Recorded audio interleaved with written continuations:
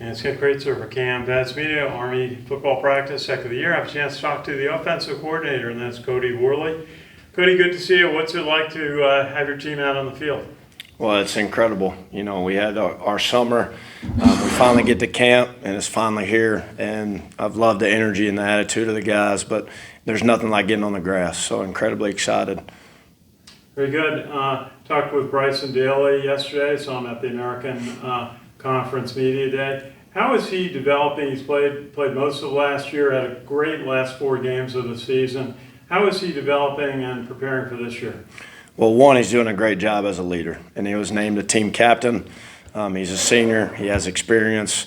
Has had his ebb and flows last year, but finished the season really, really strong. We're really excited to have him back, but he's doing a great job day to day, working on fundamentals, working on little things, working on his leadership and doing his job, and helping bring the young guys along. I'm really excited where he is right now. You talked a little bit with Coach Monken about the changes in the offense. You're going back, as I understand, to a little more run-oriented, a little more option, a little more under center. Is that correct? Are those some of the directions you're looking at? Yeah, I think when you build an offensive package, a lot of it has to deal with the personnel that we have. And we've got a great group of guys coming back, really excited about offensive linemen, really excited about guys like Kanye Udo, and the wide receiver core and the guys that competed and played last year, and hopefully some new faces with that as well. So building that package that best suits us, fits our culture here, gives us the best chance to win. So you'll be seeing several different things in terms of scheme and how we attack certain opponents and how we attack certain defensive structures, but you'll see a little bit of everything. He kind of marveled last year, all of us at Brady Small, the job he did as a freshman, moving into the center position from another position, and then being able to make all the adjustments during the course of the season. How is he growing in his second year? He's doing incredible. And what an unbelievable year for a freshman, especially at West Point. And he did go to the prep school, but, you know, he comes in, he starts every game, he plays every game, only came out a few snaps. But he's done an incredible job taking a leadership role along with guys like Lucas Scott.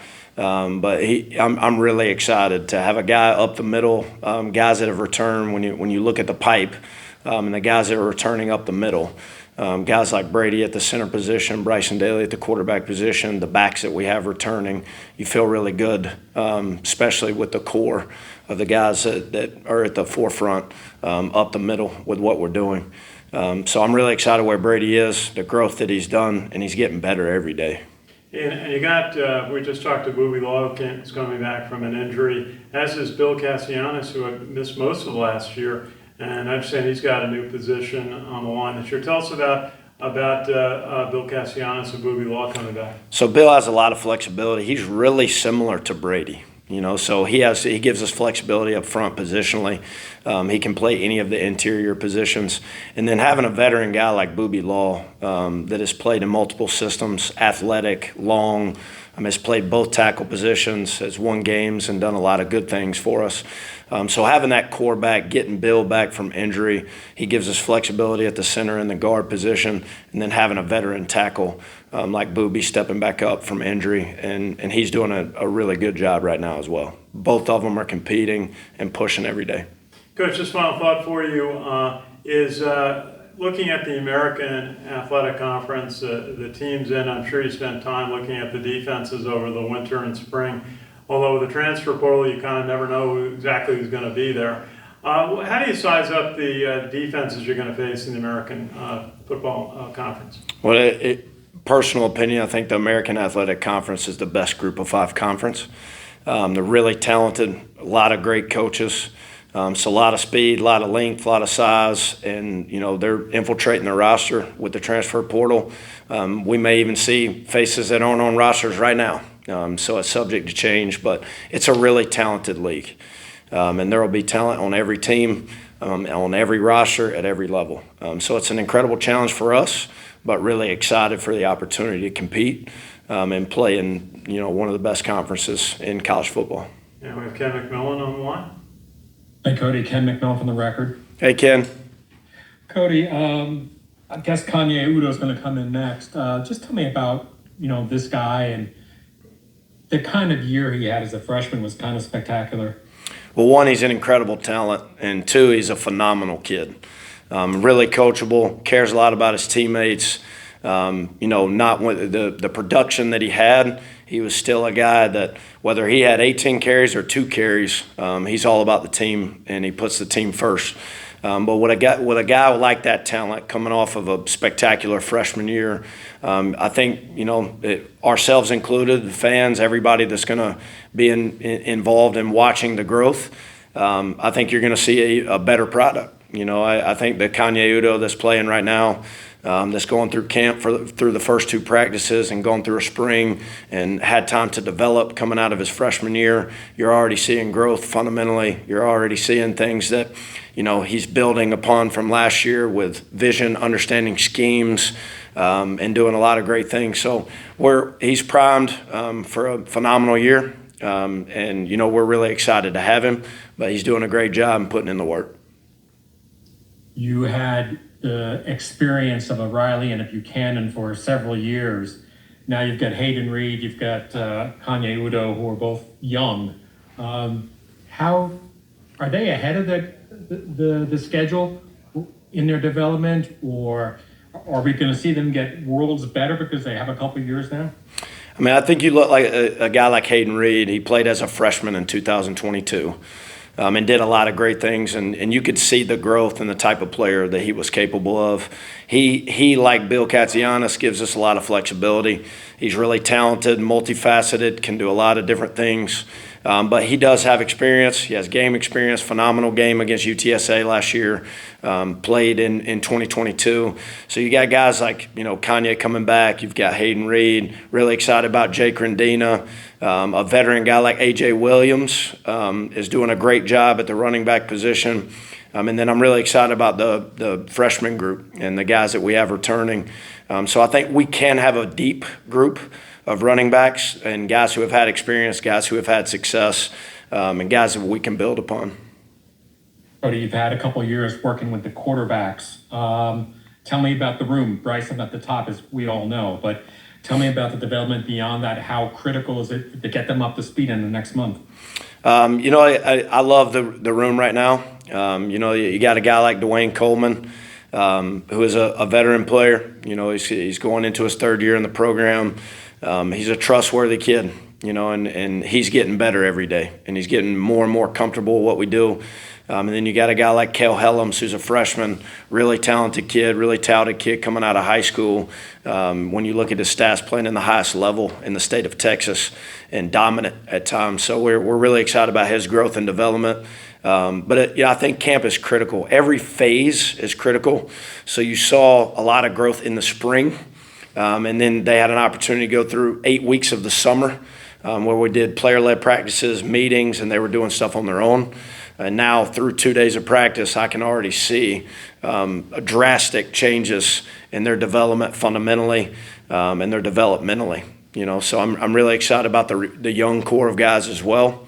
It's hard to say after 2 days, but what I've seen through 2 days with some of our incoming guys and rookie guys, I think that room has a chance to be deep, and as you know, over the years we need that room to be deep. So the development in those guys is critical over camp, and I'm excited where they are right now. Cody, last thing, we obviously talked in the spring after spring ball about you taking over the coordinator spot and all. How much more comfortable are you with what you want to accomplish as coordinator? Since April, do you feel like you've kind of grown or just have a better understanding of what you want to accomplish? Absolutely. It's just like a player. You go through a process and a development in the spring. We were able, and luckily I have a phenomenal staff with guys that I trust and guys I enjoy going to work with every day that maximize their position group so they make my job even easier. But you go through the spring, you troubleshoot, you have trial and error, things that you really like, things that maybe you tried and you didn't like. So I really feel comfortable and excited about where our package is. And naturally, just like through spring, we'll add some items, we'll dump some items, and really come up with the best core package with the personnel that we have. But, to answer your question, long-winded, I feel way more comfortable now than even going into the spring, just understanding personnel, what we're able to accomplish, what we can handle, while being complicated for defenses, but simple enough for us to execute. So I'm excited. It's a growth process every day, but so far so good through the first 2 days. Are you still quarterback coach and OC? I am, yes, sir. Does that make it better, easier for you, as opposed to having two different voices? Honestly, it is. It's a direct line. So they're on the same page with what I'm thinking, and I can kind of reiterate things, and they can understand play calls. They can understand procedure and situations and kind of what I'm thinking. And anytime you have a direct line of communication with the quarterback position and the play caller, I think it does help. I think it's been really productive. I think they enjoy it because they kind of understand the vision and what we're trying to get accomplished.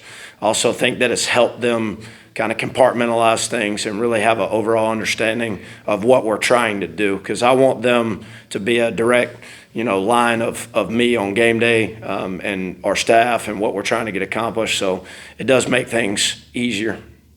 Mm-hmm. Thanks, Cody. Thank you, Ken. One quick question. On game day, would you up in the press box or would you be on the sideline?